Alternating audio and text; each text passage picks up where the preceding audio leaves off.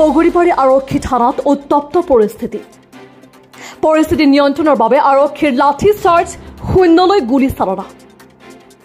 ইছলাম ধৰ্ম, আল্লাহ আৰু ইছলাম ধৰ্মাৱলম্বী মানুহৰ বিৰুদ্ধে বগৰীবাৰী অঞ্চলৰ যুৱক এজনে সামাজিক মাধ্যমত অপ্ৰীতিকৰ আৰু আপত্তিজনক মন্তব্য কৰাৰ পিছতেই ইছলাম ধৰ্মাৱলম্বী ৰাইজে জাঙুৰ খাই উত্তপ্ত পৰিস্থিতিৰ সৃষ্টি কৰাৰ লগতে 17 নং ৰাষ্ট্ৰীয় ঘাইপথ অৱৰোধ কৰি প্ৰতিবাদ সাব্যস্ত কৰে।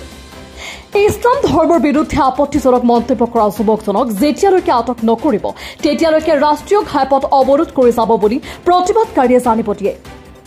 প্ৰতিবাদকাৰীয়ে শিলগুটি নিক্ষেপ আৰক্ষীলৈ, আৰক্ষীৰ বহুকেইখন বাহন ক্ষতিগ্ৰস্ত। উপায়বিহীন হৈ পৰিস্থিতি নিয়ন্ত্ৰণ কৰাৰ বাবে আৰক্ষীৰ শূন্যলৈ গুলীচালনা।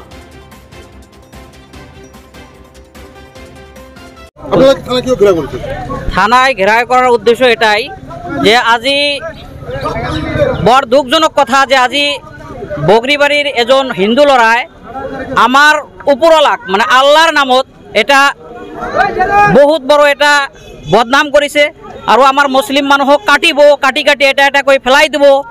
এইটো এটা বহুত নিন্দনীয় কাম এটা করেছে। এর জন্য আমি থানাও ঘেরাও করেছো যে ওসি স্যারেক আমি দাবি জানাইছো যে 10 মিনিট বা 2 ঘন্টার ভিতরে যদি সেই আসামিজনক যদি গ্রেপ্তার নকরে তেনেহলে আমি সমস্ত সংখ্যালঘু রাইজে আমি প্রতিবাদ করিব কারণে বাধ্য হয়ে যাম।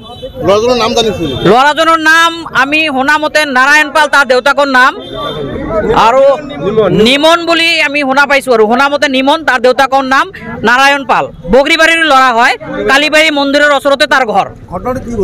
ঘটনাটো আমি আগত একো হোৱা নাই, সি মানে দম দিছে আৰু মুছলমান মানুহক তাতে ফেসবুকত দম দিছে, দি মানে ভিডিও কৰি কেনে সি ভাইৰাল কৰিছে।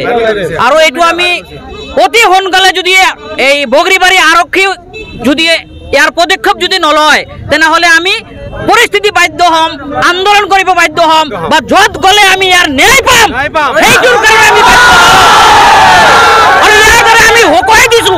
এইটোৰ দ্বাৰা আমি হকুৱাই দিছো যে নেক্সট টাইমত যাতে মুসলিমৰ বিৰুদ্ধে যাতে কোনো বাঙালি বা যে কোনো জাতিয়ে যাতে এনে ধৰণৰ কোনো মন্তব্য কৰিব নাপায়, ইয়াৰ কাৰণে আমি সকলোকে হকুৱাই দিছো এইটো নিউজৰ পৰা। আপোনালোকৰ নিউজ ডেস্ক ৰিপোৰ্ট, নিয়মীয়া খবৰ।